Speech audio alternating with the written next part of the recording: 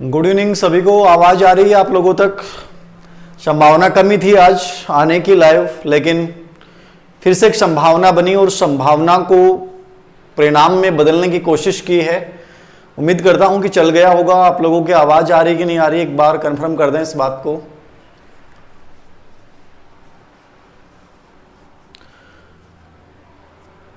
आवाज आ रही है आप लोगों तक? सब कुछ दिखाई दे रहा है कि नहीं दिखाई दे रहा है?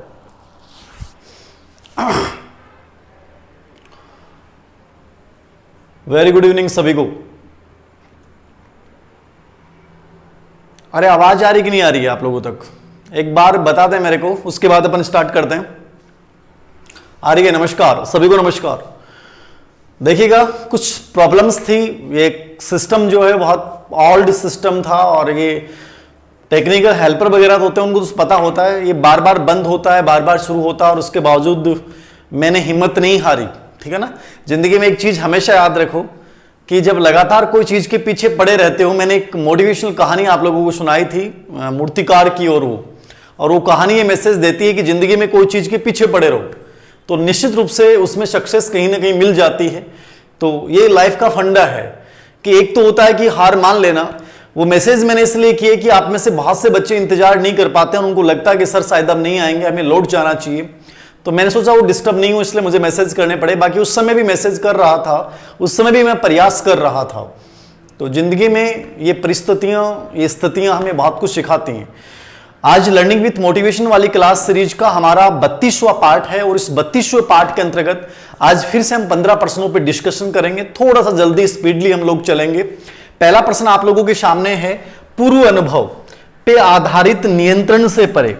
पूर्व अनुभव पर आधारित नियंत्रण से परे यह किसी व्यक्ति का स्वयं के बारे में यह अनुमान कि उसके समस्त प्रयास असफल होंगे को कहा जाता है। मतलब कि आप किसी कार्य में असफल हो गए। मान लीजिए कि मैं इस सिस्टम को चलाने में 2 बार असफल हुआ, फिर तीसरी बार भी असफल हो गया। मतलब 9-20 पे मैंने स्टार्ट करने की शुरुआत की थी, कोशिश में लगा रहा था और 6 या 7 बार लगातार मैं असफल हो गया। तो जब एक बार हम असफल होते हैं तो हमारे मन में एक विचार आता है, यार पता नहीं अब नहीं चलेगा, पता नहीं अब ये नहीं चलेगा। ठीक है। तो ये एक प्रकार से ये हमारे अंदर, सबके अंदर ये प्रवृत्ति है कि जब भी आपको एग्जाम देते हैं, कोई भी कार्य करते हैं और जब पहली बार असफलता मिल जाती है तो आपको ये लगने लग जाता है कि शायद मैं ये कार्य नहीं कर पाऊंगा। ठीक है। तो ये कौन सा भाव है? ये अपनी एनसीईआरटी का एक बहुत इंपॉर्टेंट बिंदु है और इसमें बहुत बार एग्जाम में प्रश्न पूछा जाता है, इसको याद रखिएगा। तो पूर्व अनुभव पर आधारित नियंत्रण से परे किसी व्यक्ति का स्वयं के बारे में यह कहना कि मेरे सभी प्रयास असफल होंगे। जैसे आप में से बहुत से बच्चे मुझे कहते हैं, सर मैं 2018 में असफल हो गया, 14 में असफल हो गया, लगातार मुझे असफलता मिल रही है, सर मेरा भाग्य इतना खराब है कि मैं इस बार फिर असफल होऊंगा। ये भाव जो है उसके अंतर्गत, ये कौन सा भाव है? तो ये कौन सा भाव है? अवसाद है, सीखी की भी निसहायता है, नकारात्मक अभिवृत्ति है, मान्य है। देखिए निश्चित रूप से ये जो भाव है साइकोलॉजी का एक है, सीखी की हुई निसहायता। हम अर्जित निसहायता का एक भाव बोलते हैं मार्टिन सेलिगमैन। किसकी बात करते हैं अपन? Martin Seligman. ये मैंने पहले भी पढ़ाया था, एनसीईआरटी का बहुत अच्छा बिंदु है। और मार्टिन सेलिगमैन ने निसहायता का बिंदु दिया था कि एक उदाहरण देकर दिया था। इसने कुत्तों का उदाहरण दिया था, एक बंदरों के ऊपर एक मोटिवेशनल कहानी मैंने आप लोगों को सुनाई थी कि जब हम कोई कार्य में प्रयास करते हैं और पहला प्रयास जब असफल हो जाता है तो आप में एक निसहायता का भाव पैदा आ जाता है और बाद में आपको लगने लग जाता है कि यार अब नहीं होगा। तो वो 4 बंदर थे और उन बंदरों में जो पहले, दूसरे, तीसरे बंदर ने प्रयास किया उसको छूने का, लेकिन उनको नेगेटिव पुनर्बल मिला। तो धीरे धीरे क्या होता है कि वो लोग जो हैं वो एकदम से निसहाय हो जाते हैं। उसके पास भोजन एकदम नजदीक भी होता है तो भी वो लोग प्रयास नहीं करते हैं। तो ये हमारे अंदर स्थिति उत्पन्न हो जाती है। ये अधिगम असहायतापन है, एक प्रकार से निसहायता का भाव होगा, याद रखना। तो ये बी आंसर होगा। यहां आपको नकारात्मक अभिवृत्ति भी लग सकता है क्योंकि भी नेगेटिव एटीट्यूड का एक टाइप है, लेकिन यहां जो थ्योरी की बात की है उसके अकॉर्डिंग बेस्ट आंसर जो होगा वो याद रखना क्या होगा? बी होगा। क्या होगा? बी। नेक्स्ट तो बी याद रखना। ये एक बार ये आपके समझ में आए कि गुरुजी सीखी हुई नहीं सहायता तो ये होता है, ये मानिया क्या होता है? तो मानिया का मतलब समझते हैं। देखिए डिप्रेशन क्या है? डिप्रेशन एक ऐसा भाव है जिसमें आप अपने आप को कमजोर मानते हैं, आत्महत्या का विचार आता है, आप हर चीज में दुख महसूस करने लग जाते हैं, एक चिंता, एक घबराहट आपके हर दिमाग में हर समय रहती है, ये तो डिप्रेशन है। और मानिया क्या होता है? मानिया डिप्रेशन का एक प्रकार है जिसको अपन बोलते हैं उन्माद। क्या बोलते हैं अपन? उन्माद। तो मानिया जो होता है उसमें आदमी छोटी सी बात पे बहुत दुखी हो जाता है, छोटी सी बात पे बहुत खुश हो जाता है, अनजान व्यक्ति के साथ बातें करने लग जाता है, कभी कुछ करने लग जाता है, कभी पत्थर फेंकता है, कभी रोता है, कभी हंसता है। तो ये मानिया भी एक डिप्रेशन का एक प्रकार है। मानिया क्या है? डिप्रेशन का एक प्रकार है, याद रखना। और अवसाद का एक प्रकार क्या है? मानिया है, ठीक है। और सीखी हुई नी सहायता की बात मार्टिन सेलिगमैन ने की थी, तो याद रखिएगा। नेक्स्ट, जीवन स्पेस की संकल्पना किसके द्वारा दी गई? देखिए जीवन स्पेस की जब बात करते हैं, इसको लेक्चर में प्रश्न बहुत बार आया है। अभी जो हरियाणा टेट का एग्जाम हुआ था उसमें प्रश्न आया है, और हरियाणा एचपी टेट में 2018 में भी ये प्रश्न पूछा गया था। तो बहुत अच्छा प्रश्न है, याद रखना। जीवन स्पेस, लाइफ स्पेस, ठीक है। तो ये लाइफ स्पेस का कॉन्सेप्ट क्या है साहब? लाइफ स्पेस का कॉन्सेप्ट क्या है? देखिए जीवन क्षेत्र अपन बोलते हैं इसको, क्या बोलते हैं? जीवन क्षेत्र भी आप इसको बोल सकते हैं। तो जीवन क्षेत्र का कॉन्सेप्ट किसने दिया था? 2 नंबर का आंसर क्या आ रहा है? B B B B. Sir आज तो समय कम मिला है, कोई बात नहीं है, स्वास्थ्य बहुत बढ़िया है, बहुत बढ़िया है स्वास्थ्य। देखिएगा, बीएफ स्किनर ने नहीं दिया, वाटसन ने दिया, लेविन ने दिया था जीवन क्षेत्र की अवधारणा। और जीवन क्षेत्र लाइफ स्पेस का मतलब ये होता है कि हमारे चारों ओर जो मनोवैज्ञानिक वातावरण है, जो भी इन्वायरमेंट है, उसके प्रति जो हम प्रतिक्रिया करते हैं, रिस्पॉन्स करते हैं, उससे जो कंप्लीटली इन्वायरमेंट बनता है, उसको इसने क्या संज्ञा दी थी? जीवन क्षेत्र दी थी। यानी हमारे चारों ओर का वो मनोवैज्ञानिक वातावरण जिसके प्रति हम रिस्पॉन्स करते हैं, प्रतिक्रिया करते हैं, ये पूरा क्या कहलाता है? जीवन स्पेस कहलाता है। क्या कहलाता है? ये जीवन स्पेस कहलाता है। जीवन क्षेत्र की अवधारणा किसके द्वारा दी गई थी? कुर्ट लेविन के द्वारा। किसके द्वारा दी गई थी? Kurt Lewin. कुर्ट लेविन कौन है? क्षेत्रवादी सिद्धांत, गेस्टाल्टवादी सिद्धांत, संज्ञानवादी सिद्धांत। तीसरा प्रश्न, एक पीड़ादायी उद्दीपक का प्रयोग किसके लिए किया जाता है? पीड़ादायक उद्दीपक बताओ। पीड़ादायक उद्दीपक, दर्द होता हो जिससे, किससे होता हो? दर्द होता हो, ठीक है।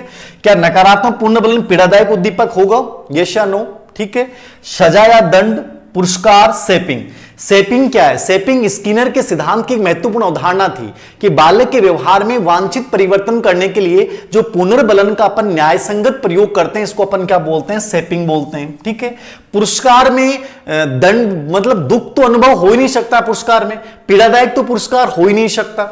सजा या दंड, यह आंसर सही होगा जब आपके ऊपर जुर्माना लगाया जाता है कि आपने हेलमेट नहीं पहन रखा है लेकिन 500 रुपए का चालान काट दिया। बहुत दर्द होता है साहब, बेहद दर्द होता है कि यार मैं 500 रुपए मिला के तो बहुत शानदार हेलमेट ले आता, वो पैसा आपको बहुत चुभता है, याद रखना, ठीक है। आपको किसी भी बात पे जुर्माना या अर्थदंड जो लगाया जाता है वो एक प्रकार से आपके लिए पीड़ादायक होता है। और ये नकारात्मक पुनर्बलन जो होता है वो होता है कि जिसको हटा देने से अनुक्रिया की संभावना बढ़ जाती है। नकारात्मक पुनर्बलन पीड़ादायक नहीं होता, याद रखना, पीड़ादायक नहीं होगा, पीड़ादायक केवल दंड ही होता है। तो बी आंसर होगा। क्या होगा? सजा या दंड। 4 नंबर का प्रश्न, एनडीआई अभिप्रेरणा फार्मूले के प्रतिपादक कौन है? यह प्रश्न बड़ा विवादित लगता है। एनडीआई का फार्मूला किसने दिया था? एनडीआई का मतलब क्या है? एन का मतलब नीड है, डी का मतलब ड्राइवर और आई का मतलब इंटेंसिव है, आवश्यकता, चालक और प्रोत्साहन। तो ये फार्मूला नॉर्मली जो इसका प्रयोग किया था वो किसने किया था? वुडवर्थ ने। लेकिन देने की जब बात आती है, प्रतिपादक की जब बात आती है, प्रवर्तक की बात आती है, तो याद रखना हिलगार्ड उत्तर करना है। क्या करना है? ये एच टेट में आया हुआ प्रश्न है। एनडीआई का जो सूत्र है आवश्यकता, चालक और उद्दीपन, ये जो फार्मूला स्पेशली जिसने दिया था वो कौन थे? मनोविज्ञान में इसका प्रयोग जो मोटिवेशन के संदर्भ में प्रेरक में किया था वुडवर्थ ने किया है। लेकिन ये फार्मूला जो दिया है वो याद रखना किसने दिया था? हिलगार्ड। तो हिलगार्ड ने ये फार्मूला दिया था आवश्यकता, चालक, उद्दीपन। जबकि अपने अवनी मनोविज्ञान में आगे लिखा हुआ होगा वुडवर्थ ने इसका प्रयोग किया है, दिया हिलगार्ड ने, याद रखना। इसको करेक्शन क्या वहीं लिख लीजिएगा, अपने माइंड में सेव कर लीजिएगा, याद रखना, ठीक है। नेक्स्ट, हिलगार्ड। हिलगार्ड, ठीक है। 4 नंबर पे मुर्रे द्वारा प्रतिपादित प्रासंगिक अंतर्बोध परीक्षण। ये मुझे लगता है कि शायद मैंने पहले भी इसको करवा दिया होगा, कुछ बच्चों ने दोबारा भेजा, क्यों भेजा, तो ये टाइप तो हो गया, चलो मैं चर्चा कर लेता हूं दोबारा। मुर्रे द्वारा प्रतिपादित प्रासंगिक अंतर्बोध परीक्षण, ठीक है, व्यक्तित्व के किस सिद्धांत से संबंधित है। ये प्रश्न ऑलरेडी शायद मैंने पहले भी बता दिया होगा, दोबारा इसको समझना है। अब देखो लैंग्वेज चेंज करने की कोशिश की है। हेनरी मुरे ने मॉर्गन मुरे ने कौन सा परीक्षण दिया, प्रासंगिक अंतर्बोध परीक्षण, जिसको अपन क्या बोलते हैं, कथानक बोध परीक्षण भी बोलते हैं। टीएटी टेस्ट, कौन सा टेस्ट है ये, टीएटी, थेमेटिक एप्रिसिएशन टेस्ट। प्रासंगिक अंतर्बोध परीक्षण भी यही है, कथानक अंतर्बोध परीक्षण भी यही है। और इसमें जो कार्ड होते हैं वो कितने होते हैं, 30+1 कार्ड होते हैं, याद रखना। बहुत सी जगह आपका दो गुरुजी कुछ किताब में 30 लिख रखे हैं, थाना यदि एग्जाम का मैंने प्रश्न आ जाए बटे 30+1 लिखेड़ो मिले तो थाना वही करके आनो है, 30+1 करके आनो है। और 30+1 ऑप्शन में नहीं हुआ तो के करे हो रहा है 30 ही करे हो, काम चल जाएगो। लेकिन 30+1 और 30 दोनों हो तो 30+1 ही सही होगा। ये सब टेस्ट मैंने प्रैक्टिकल किए हैं, ये सब टेस्ट मैंने प्रैक्टिकल किया है। मैंने बीएड कॉलेज के बच्चों को प्रैक्टिकली करवाया है, खुद अपने सामने कार्ड दे दे के करवाया है। तो कंप्लीटली नॉलेज है, ये कार्ड मेरे पास घर पे पड़े हैं कि वास्तव में होता क्या है, तो कहीं कंफ्यूजन होने की आवश्यकता नहीं है। 30+1, ठीक है। ये सिद्धांत सीलगुण सिद्धांत तो मतलब ही नहीं है, ये आलपोर्ट केटल आ जाएगा। सीलगुण प्रकार सिद्धांत, ये भी आलपोर्ट केटल। प्रकार सिद्धांत टाइप अप्रोच, ठीक है, इसमें क्रेशमर, सेल्डन, यूंग सब आ जाएंगे। मनोविश्लेषण सिद्धांत प्रक्षेपी सिद्धांत है, जो अचेतन मन के विचारों पे अध्ययन करने में बल देता है। और ये कौन सी विधि है, ये प्रक्षेपी विधि है, प्रोजेक्शन मेथड है। मतलब डायरेक्ट आपको संबंध कहां स्थापित करना है, फ्राइड से। किससे संबंध जोड़ना है, फ्राइड से संबंध जोड़ना है। तो मनोविश्लेषण सिद्धांत से इसका संबंध जोड़ दीजिएगा, प्रासंगिक अंतर्बोध परीक्षण। नेक्स्ट 6 नंबर पे, निम्नलिखित में से कौन सी उन्मुखता कोहलरबर्ग के द्वारा दिए गए नैतिक विकास सिद्धांत के उत्तर रूढ़िगत स्तर के अंतर्गत आती है। बहुत इजी सा प्रश्न था, क्यों मुझसे पूछा गया प्रश्न मुझे समझ में नहीं आया कि इसमें आपको दिक्कत कहां आई। उत्तर रूढ़िगत स्तर, कोहलरबर्ग, दो आदमी याद रखना ही। कोहलरबर्ग को नैतिक विकास सिद्धांत पूछ रहा है और कौन से स्तर की बात कर रहा है, उत्तर रूढ़िगत। जब भी कोहलरबर्ग को पढ़ोगे 3 स्तर आते हैं, पूर्व परंपरागत प्री कन्वेंशनल, कन्वेंशनल यानी परंपरागत लौकिक स्तर, और पोस्ट कन्वेंशनल मतलब उत्तर रूढ़िगत स्तर। तो 3 स्तरों की अपन लोग बात करते हैं। और यहां ये एग्जाम में जो प्रश्न पूछ रहा है वो आपसे पूछ रहा है उत्तर रूढ़िगत। तो उत्तर रूढ़िगत की जब बात करोगे तो उत्तर रूढ़िगत में कौन से स्तर आते हैं, 2 ही आते हैं उत्तर रूढ़िगत में, एक सामाजिक अनुबंध की अवस्था और एक आंतरिक विवेक की अवस्था। तो यहां कौन सी उनमें से कौन सी अवस्था है, तो दंड व आज्ञाकारिता तो किस में आ जाएगा, प्री कन्वेंशनल यानी पूर्व परंपरागत में आ जाएगा, ठीक है। सामाजिक अनुबंध जो आता है वो किस में आता है, उत्तर रूढ़िगत में, जहां व्यक्ति जो है वो समाज के साथ क्या करता है, समझौता करता है, अनुबंध करता है, पूर्व किशोरावस्था का बच्चा। उत्तम लड़का या अच्छी लड़की, ये आता है रूढ़िगत स्तर में, जहां बच्चा प्रशंसा प्राप्त करने के लिए नैतिकता का पालन करता है। और कानून और सामाजिक व्यवस्था, यह भी परंपरागत अवस्था यानी दूसरी अवस्था के अंतिम स्टेज होता है, जहां वो कर्तव्य मानकर नैतिकता का पालन करता है। तो यहां उत्तर क्या हो जाएगा, सामाजिक अनुबंध हो जाएगा। क्या हो जाएगा, सामाजिक अनुबंध। यस यस यस, निश्चित रूप से हम जीत जाएंगे। ये तो मेरी आजकल क्या है कि मेरी लाइफ की जो टेक लाइन थी वो थी, will power is a basis of success. Will power is a basis of success. मुझे किसी ने कहा कि सर आप ए क्यों लगाते हो, द क्यों नहीं लगाते। क्या आप ये मानते हैं कि विल पावर एकमात्र साधन है? मुझे लगता है कि विल पावर बहुत बड़ी ताकत है और मैंने तो जिंदगी में हर चीज इससे अर्जित की है। तो मैं मानता हूं कि will power is a basis of success मेरी हर बुक की टैग लाइन है। याद रखना, जितनी भी अपनी अवनी मनोविज्ञान की किताबें आती हैं उनके पीछे स्पेशली लाइन मिलेगी साइकोलॉजी की बुक्स में।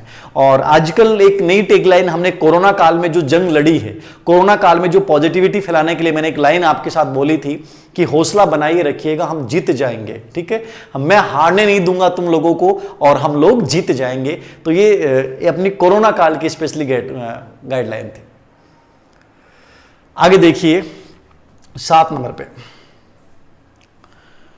कथन पहले आप वह कीजिए जो मैं आपसे चाहता हूं। बहुत नई चीज होगी आप लोगों के लिए, नई वाली किताब में बहुत अच्छे से इसको क्लियर किया गया है। पहले आप वह कीजिए जो मैं आपसे चाहता हूं, फिर आप वह कर सकते हैं जो आप चाहते हैं। सटीक व्याख्या करता है, पहले आप वो कीजिए जो मैं चाहता हूं, समझ गए ना? पहले आप वो कीजिए जो मैं चाहता हूं, फिर आप जो कहोगे मैं वो आपको करने दूंगा, लेकिन पहली शर्त मेरी है। पहली शर्त मेरी क्या है? पहले मुझे आप बहुत अच्छे से पढ़ाई करके और सिलेक्शन लेके दिखाइए, फिर धीर सिंह सर से मिलिए, उनसे एक पेन लीजिए और एक सेल्फी लीजिए, एक गरम गरम अपन कॉफी विथ, जैसे आपको शो चला था कॉफी विथ करण जौहर, तो अपन भी एक शो रखेंगे कॉफी विथ धीर सर, ठीक है? तो आप तो सिलेक्शन लीजिए, फिर आपकी इच्छा पूरी करूंगा मैं। फिर जैसे आप में से कहोगे अधूरी इच्छा है गुरुजी, मेरा प्रेम अधूरा है, मेरी कहानी अधूरी है, मेरी सगाई और शादी के बीच की कहानी अभी तक रुकी पड़ी है, तो वो जितनी भी आपकी अधूरी कहानियां हैं, उन अधूरी कहानियों को मैं पूरा करने की जो प्रोसेसिंग है वो आपके सिलेक्शन होने के बाद 26 सितंबर के बाद शुरू करूंगा, उससे पहले मैं उन पर चर्चा नहीं करूंगा। तो ये मेरी, मैं जैसे आप लोगों को कहता हूं वही चीज है। तो ये क्या है बताइए, क्या है बताइए? बहुत बढ़िया है। ईवीएस के लिए बुक, कल अपने बुक्स सेशन रहेगा अपना, दोपहर में रखूंगा मैं सेशन, कल बुक्स डिस्कशन सेशन रहेगा, लाइव सेशन रखेंगे अपन, और उस पर मैं आपके जितने भी सवाल होंगे उन पे खुली चर्चा करूंगा। कल संडे को दोपहर में अपन चर्चा करेंगे, मैं टाइम टेबल डाल दूंगा, संभवतः दोपहर में, वरना शाम को तो रही रहेगा फिर। तो कल का अपना लाइव सेशन रहेगा। आगे आने वाले टाइम में तैयारी, आपकी शंकाएं, कौन सी बुक्स अब इस समय अपन प्रिफेयर करें, किन चीजों को कैसे पढ़ें, इसको लेकर मैं सेशन रखूंगा। देखिए ये कथन क्या है, यहां आपको इस पे जाना है प्रीमेक सिद्धांत। ये नई चीज है प्रीमेक सिद्धांत, ठीक? ये डेविड प्रीमेक ने दिया था। किसने दिया था? डेविड प्रीमेक ने दिया था, डेविड प्रीमेक। और डेविड प्रीमेक ने, उन्हीं में डाल भी रखा मैंने, ये स्किनर का जो कंडीशनिंग, ऑपरेट कंडीशनिंग थ्योरी था, उससे जुड़ा हुआ सिद्धांत है, ठीक है? स्किनर के कंडीशनिंग सिद्धांत से जुड़ा हुआ है। स्किनर ने स्पेशली इसका प्रयोग किया था प्रीमेक का। और ये सिंपल बात ये कहता है, जैसे अपन लोग घर में कहते हैं बच्चे को, अरे बच्चों कहे पापा मैं टेलीविजन देखूं, बच्चों कहते मैं तो वीडियो गेम देखूंगा पापा, मन तो मोबाइल दे दूं, तो अफाएं कहते हैं बेटा तू मोबाइल देख लिए, वीडियो गेम देख लिए, खेल लिए, लेकिन पहले एक काम कर यार, होमवर्क कर ले तू, होमवर्क करने बाद में तू खेल लिए। अभी टाबर नाफा कह दियो कि पहले मैं चाहूं वो काम कर दे, फिर तू चाहो गोभी की अनुमति दे देगा, ठीक है ना? तो पहले बच्चा कहता है कि पहले मैं मिठाई खाऊंगा, नहीं बेटा मिठाई नहीं, पहले तू रोटी खा और सब्जी खा, उसके बाद तेरे को मिठाई खाने के लिए मैं लाके दूंगा। तो ये जो अपन बात कर रहे हैं वो किस सिद्धांत की बात कर रहे हैं? अपन ये प्रीमेक सिद्धांत की बात कर रहे हैं, ठीक है ना? कि पहले आप वो करो जो हम चाहते हैं, बाद में तेरी जो अवांछित, जो हमें अवांछित लगती है लेकिन तुझे बहुत अच्छी लग रही है, उसको करने की हम अनुमति देंगे। तो डेविड प्रीमेक ने सिद्धांत दिया था, अमेरिका के मनोवैज्ञानिक थे, ये स्पेशली स्किनर के सिद्धांत से बिलोंग करता है। तो ये नई चीज है, याद रखना, ठीक है? हिंदी की टीचिंग मेथड की बुक्स निकाल दिए, कल बुक सेशन रहेगा कंप्लीटली, कल बुक सेशन रहेगा कंप्लीटली, उस पर मैं कंप्लीटली चर्चा करूंगा आप लोगों के साथ, और बिना कंट्रोवर्सी के जो सिलेक्टेड बच्चे हैं उनकी बातें, राय, हमारे साथी लोगों की राय, उन सब के आधार पे बिना निष्पक्ष रूप से अपन चर्चा करेंगे। नेक्स्ट 8 नंबर पे, एरिक्सन के अनुसार जटिल समाज में किशोर किशोरियां निम्नलिखित में से कौन सी अवस्था का अनुभव अधिक करते हैं? बताइए। किशोर किशोरियां जैसे थे, लगभग किशोर अवस्था से निकलिया हो या लेवल फर्स्ट वाला निकल रहे हैं, तो एरिक्सन का जो मनोसामाजिक विकास सिद्धांत था उसके अकॉर्डिंग ये किशोर किशोरियां जो हैं वो क्या चीज को ज्यादा यहां फील करते हैं? बताइए बताइए बताइए। बहुत बढ़िया। देखिए आज तो मैं लाइव अपना बिगड़ गया था, मैंने मना कर दिया था, फिर भी लाइव आ गया, फिर भी आप लोग 4,000 के आसपास लाइव हैं। मतलब तैयार रहते हो क्या? धीर सिंह सर आएंगे और हम बैठे हैं।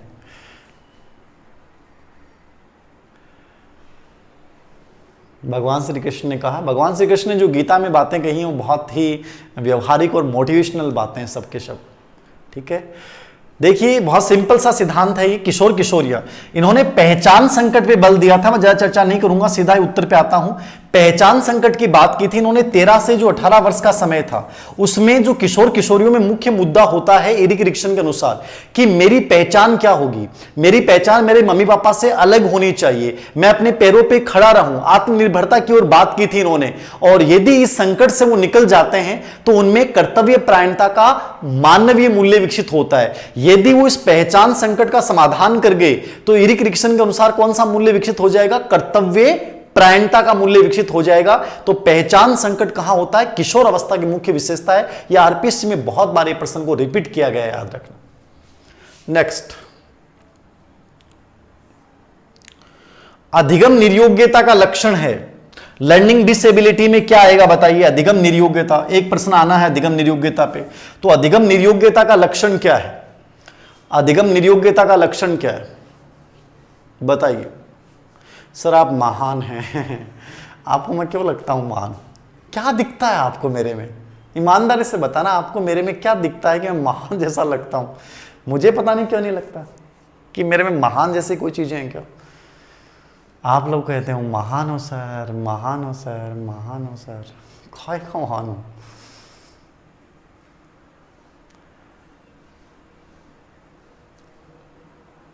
आपका वेट करते रहते हैं सर, मुझे भी बहुत अच्छा लगता है, मैं भी सब कुछ छोड़ के आपके बीच में आता हूँ, लेकिन ये टेक्निकल चीज़ें हैं, ये समझ में नहीं आती हैं। लेट भी 2 मिनट भी लेट होती है तो मुझे बहुत फील होता है, मतलब मुझे अंदर से फील होता है कि मैं गुनाहगार हूँ। मतलब 5 मिनट लेट हो गई, 7 मिनट लेट होते हैं तो अंदर से फीलिंग आती है कि मैं गुनाहगार हूँ किसी का, क्योंकि मैंने आपको टाइम दिया है और टाइम देने के बाद जब लेट होती है तो अंदर से फीलिंग जो आती है वो नेगेटिव फीलिंग आती है कि यार गुनाहगार हूँ मैं, ठीक है, और अच्छा नहीं लगता है। बट क्या करें, चीज़ समझ में नहीं आती है। अब थोड़ा सा इसको सेट करेंगे, सीखकर थोड़ा सा सेट होने के बाद थोड़ा सा, तो उसके बाद देखते हैं। फिर वर्कलोड बहुत रहता है। देखिए यहां क्या है, भागने की प्रवृत्ति। देखिए भागने की प्रवृत्ति अधिगम निर्योग्यता नहीं है, ये तो कुसमायोजन का लक्षण है। अशांत, ऊर्जावान और विध्वंसक, ये भी कुसमायोजन के लक्षण है, याद रखना। बाल अपराधी के लक्षण है, ये लर्निंग डिसेबिलिटी के लक्षण नहीं है। अवधान संबंधी बाधा और विकार 100% सही है। देखिए लर्निंग डिसेबिलिटी जिन बच्चों में होती है उनमें लिखने में गलतियां, बोलने में गलतियां, पढ़ने में गलतियां, संचार विकृतियों में गलतियां, चलने में गलतियां, ठीक है, और संप्रेषण में गलतियां, प्रत्यक्षीकरण में गलतियां, हस्त कुशलता में गलतियां, ये कमजोरियां होती हैं लर्निंग डिसेबिलिटी में। प्रत्यक्षीकरण और अटेंशन, ये दो तो मानसिक क्रियाओं में, लिखना, बोलना, पढ़ना और संप्रेषण, ये लर्निंग डिसेबिलिटी के प्रमुख लक्षण होते हैं। तो याद रखना, अवधान संबंधी बाधा लर्निंग डिसेबिलिटी में आती है। अभिप्रेरणा का अभाव लर्निंग डिसेबिलिटी नहीं है, वो तो लगभग हम लोगों में रहता ही है। लर्निंग मोटिवेशन नहीं हो पाता है, जैसे कई बार होता है कि हम कार्य नहीं कर पाते हैं। कई बार मेरे साथ भी ऐसा होता है कि आपको ऐसा नहीं लगता है कि धीरे सर मोटिवेटेड, मैं भी कई बार डीमोटिवेट हो जाता हूं, ठीक है ना। तो कहीं ना कहीं से मोटिवेशन जिंदगी में लेना पड़ता है आपको, ठीक है, वो किसी न किसी रूप में हो, चाहे आपकी गरीबी बन जाए, परिस्थिति बन जाए। तो कई बार मैं 2-3 घंटे से, आज इवनिंग में मैं एक चैप्टर लेके बैठा था कि मेरे को आज एक प्रपोजल बनाना है, रिसर्च प्रपोजल बनाना है, लेकिन मैं उस पर कार्य नहीं कर पा रहा हूं, ठीक है। अब वो क्यों नहीं कर पा रहा हूं, लगातार उस पर सोच रहा हूं लेकिन वो हो नहीं रहा है। तो वो क्या है, कहीं ना कहीं मोटिवेशन का अभाव है आप में। यदि मोटिवेशन होगा आप में तो याद रखना आप कर जाओगे। आप में से बहुत से बच्चे बोलते हैं सर नहीं हो रहा है, पढ़ाई नहीं हो रही है, प्रेशर आ रहा है। अब जो आने वाला टाइम है बहुत गंदा टाइम होगा, मतलब डिस्ट्रेस का टाइम हो सकता है आपके लिए। वो रीजन ये है कि मोटिवेशन जिंदगी में बहुत जरूरी है, मोटिवेशन से बिलोंग अपने आप को करना बहुत जरूरी है।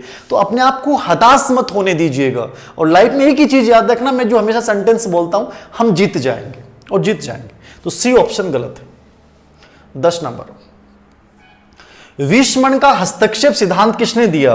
तो विश्वमन के जितने भी सिद्धांत है लगभग, तो आपको यदि पता भी नहीं हो तो भी आप उत्तर देना चाहें। विश्वमन का हस्तक्षेप सिद्धांत या जो भी, व्यवहारवादी, द्विकारक, फ्राइड का सिद्धांत, अनुप्रयोग का सिद्धांत। तो स्पेशली किससे जुड़ा हुआ है? डिसयूज से।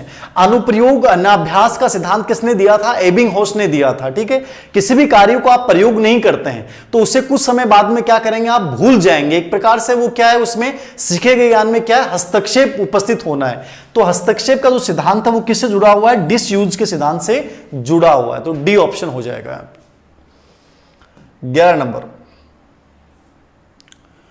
निःशुल्क व अनिवार्य बाल शिक्षा अधिकार अधिनियम 2009 दिव्यांग बच्चों की निःशुल्क शिक्षा के अधिकारों को सुनिश्चित करता है, ठीक है।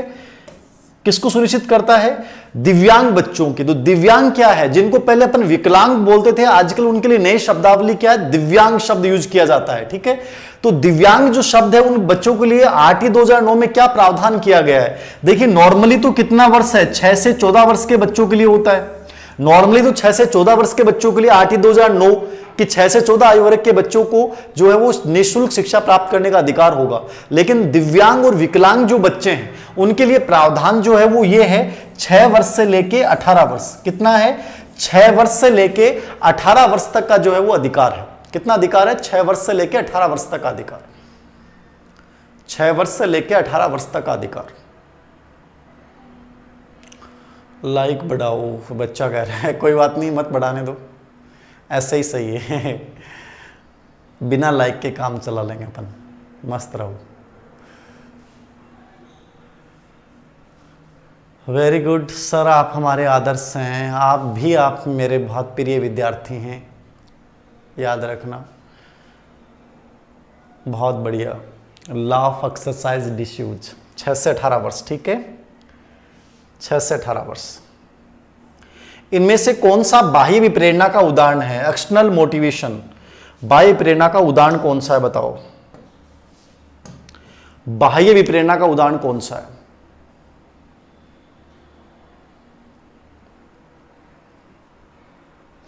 बताओ, अच्छा प्रश्न है। बाह्य विप्रेरणा का उदाहरण कौन सा है?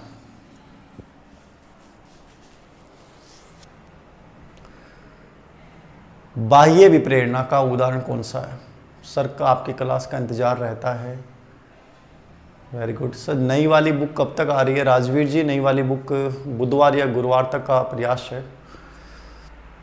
वो हर एग्जाम के लिए होगी, second grade school lecture specially दोनों को करेगी। बाकी तो हर स्टेट की टेट एग्जाम वगैरह, रीट सी टेट, वो तो सब हैं ही हैं, बट स्पेशली सेकंड ग्रेड और फर्स्ट ग्रेड के लिए तो वो हर किताब के लिए, हर एग्जाम के लिए इंपॉर्टेंट होगी। बाद में आपको अलग अलग किताब खरीदने की आवश्यकता नहीं पड़ेगी साइकोलॉजी के नाम पर। बहुत शुभकामनाएं आप सभी को। देखिए क्या है, ये मैंने ऐप पे डाला था, अपने उन एजुकेशन ऐप पे घंटे भर पहले ये डाउटफुल क्लासेस में डाल दिया जाता है। तो हो सकता है कि वहां आंसर गलत लग गया हो, क्योंकि मुझे अब इसको देख के लग रहा है, ठीक है ना। जैसे मैं ही खुद मेरे माइंड में भी कई बार क्या होता है कि जल्दी जल्दी में अपन कोई चीज करते हैं तो माइंड में होता है। इसलिए मैं आपको कहता हूं एग्जाम में जब जाए ना, नॉर्मली मेरे साथ एग्जाम हॉल में होता नहीं है, मेरे साथ एग्जाम हॉल में कभी नहीं होता ऐसा कि इतनी पॉजिटिविटी रहती है एग्जाम के नाम से, लेकिन नॉर्मली आप लोगों के साथ एक प्रेशर हो सकता है। तो वहां आप जब एग्जाम में जाओ तो जैसे आपने यहां क्या पढ़ लिया? बाह्य विप्रेरणा पढ़ लिया। क्या पढ़ लिया? बाह्य विप्रेरणा। आप देख रहे हो, क्या देख रहे हो? बाह्य विप्रेरणा जो है वो आपको दिख रहा है, नॉर्मली बाह्य विप्रेरणा लिखा हुआ है, लेकिन आपने क्या समझ लिया कि आंतरिक विप्रेरणा का प्रश्न पूछ रहा है। ये एग्जाम का प्रेशर होता है। तो मैंने ऐप के ऊपर जब डाला था तो हो सकता है इसके आंसर की में मेरे से भी देखने में मुझे लगा हो कि आंतरिक विप्रेरणा का प्रश्न पूछ रहा है, और मैंने आंसर ऐप के ऊपर जो आंसर की डाली गई थी उसमें शायद गलत हो सकता है। तो इसको समझिएगा, मैं मेरे माध्यम से यही कहना चाहता हूं कि जब मेरे से गलती हो जाती है तो आप लोगों से तो गलती होना एक स्वाभाविक प्रक्रिया है, क्योंकि आप पे बहुत बड़ा प्रेशर रहेगा, याद रखना, ठीक है। तो वर्कलोड जो होता है, अत्यधिक प्रेशर होता है, उससे गलतियां हो जाती हैं। तो बाह्य प्रेरणा का उदाहरण कौन सा है? मैं अपना गृह कार्य करना पसंद करती हूं क्योंकि बहुत आनंददायक है। मैं बहुत अधिक सीखती हूं जब अपना गृह कार्य करती हूं। गृह कार्य करने से मैं अपनी अवधारणाओं को अच्छी तरह समझ पाती हूं। मैं अपना गृह कार्य पूरा करती हूं क्योंकि शिक्षक प्रत्येक नियम कार्य के लिए पुरस्कार देता है। क्या देता है? शिक्षक प्रत्येक नियम कार्य के लिए क्या देता है? अंक देते हैं। क्या देते हैं? अंक देते हैं। समझ में आई की बात? बताओ तो इनमें से बाह्य विप्रेरणा कौन सा उदाहरण है? बाह्य अभिप्रेरणा कौन सा है? तो ये ऐप के ऊपर इसका आंसर गलत डल गया है, याद रखना। मैंने कहा ना कि मेरे भी अब आपको समझना है। अब मैंने जब इसको देखा ना बोर्ड पे आपको पढ़ा समय, तो मेरे माइंड में आया तो बाह्य प्रेरणा का उदाहरण है, ठीक है ना। तो ये कई बार होता है कि अपन सोचते हैं गुरुजी मनैया लाग्यो कि पर्सन वो पूछ रही है, मैं गरा ही नहीं जना, गरा के बाद में जब मिलान करो जना, अरे राम रे यो पर्सन तो आ बात पूछ रहे हो, अरे मैं ओ करके आगो या ओ करे, अरे राम रे, और को पर्सन इजी गलत करे। आजकल 1-2 नंबर टाबर रह जाए। तो इसलिए मैं बार बार कह रहा हूँ एग्जाम का टाइम बहुत बढ़िया पॉजिटिव कॉन्फिडेंस राखियो, डाउन मत हो जाए, नकारात्मकता मत पाड़ लियो ना, सब बढ़िया हो जाए वो काम, ठीक है। तो ये जैसे बाह्य प्रेरणा है, तो इस पर्सन को आप आंतरिक प्रेरणा समझ जाओगे, उत्तर गलत हो जाएगा। तो ये आनंददायक है। ये हमेशा क्या होता है, मैं कोई भी कार्य करता हूं मुझे मजा आता है, भाई मैं आपको पढ़ा रहा हूं और मुझे बहुत अच्छा फील होता है, मुझे पॉजिटिव मोटिवेशन मिलता है। तो जैसे मैंने ये खराब था, काम नहीं कर रहा था सिस्टम, लेकिन मैं लगा रहा यार चल जाए चल जाए चल जाए तो मजा आ जाए, ठीक है ना। तो ये इंटरनल मोटिवेशन है, ये इंटरनल मोटिवेशन है, याद रखना। और मैं कहूं कि नहीं लाइक करो, शेयर करो, ठोक दो वरना मैं नहीं पढ़ाऊंगा, ठीक है, तो वो क्या है, वो बाह्य मोटिवेशन है कि मैं केवल लाइक और शेयर के लिए पढ़ा रहा हूं कि साहब शेयर नहीं करोगे तो मैं कल नहीं पढ़ाऊंगा, लाइक नहीं करोगे तो मैं नहीं पढ़ाऊंगा, ठीक है ना। तो वो क्या है, वो बाह्य मोटिवेशन है। और मैं किसी चीज को आनंद करके पढ़ा रहा हूं, ठीक है ना, कि कोई फर्क नहीं पड़ता, कोई लाइक करे तो ठीक है, शेयर करे ना करे तो ठीक है, अपने को चलना है, पर आएगा जो बच्चा पढ़ लेगा, नहीं पढ़ना वो टाल कर देगा, ठीक है। तो वो इंटरनल मोटिवेशन है, क्योंकि आप आनंद के लिए पढ़ा रहे हो या पढ़ रहे हो, आनंद के लिए पढ़ा रहे हो या पढ़ रहे हो। मैं बहुत अधिक सीखती हूं जब मैं अपना गृह कार्य करती हूं, तो बच्चे अपने लिए सीख रही है कि मैं जब होमवर्क करती हूं तो मैं बहुत लर्न कर रही हूं, तो ये भी इंटरनल मोटिवेशन है कि मैं सीख रही हूं, ठीक है। गृह कार्य करने से मैं अपनी अवधारणाओं को से समझ जाती हूं, तो मैं गृह कार्य कर रही हूं तो मेरी खुद के जो कॉन्सेप्ट है वो क्लियर हो रहे हैं, तो किसको फायदा हो रहा है, खुद को हो रहा है, आप अपने आप से कर रहे हो, तो ये भी इंटरनल मोटिवेशन है। लेकिन मैं गृह कार्य पूरा करूं तो गुरुजी जो ही मैंने पूरा का पूरा अंक दे दी या मैंने वेरी गुड लिख के दी, मैंने गुरुजी कॉपी के मैंने स्टार दे दी, अब मैं अगले दिन जब होमवर्क सुंदर सुंदर करके ले जाऊं क्योंकि मैंने गुरुजी वेरी गुड दी, नंबर ज्यादा दी, तो मैं नंबरा के चक्कर का मैंने जो है वह गृह कार्य करूं, तो वो मोटिवेशन कौन सा हो रहा है, बाह्य। प्रशंसा, पुरस्कार, दंड, प्रतिस्पर्धा, ये सब किस में आते हैं, बाह्य विप्रेरणा में आते हैं, तो आंसर क्या हो जाएगा, डी। तो जिन बच्चों ने ऐप पे, जिन्होंने अवनी एजुकेशन ऐप पे जिन्होंने टेस्ट दिया था, वो बच्चे इसका आंसर जो है वो डी कर लीजिएगा। हो सकता है उसमें बी हो तो मैं उसको करवा दूंगा सही, लेकिन बी करना है। 13 नंबर का प्रश्न है, सहयोगी अधिगम के संदर्भ में, ये इंग्लिश का शब्द था, इन्होंने दिख नहीं रहा होगा आपको, ये इसका मतलब है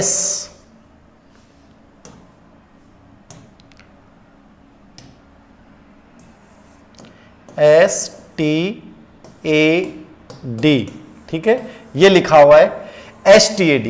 सहयोगी अधिगम के संदर्भ में STAD का तात्पर्य कोऑपरेटिव लर्निंग।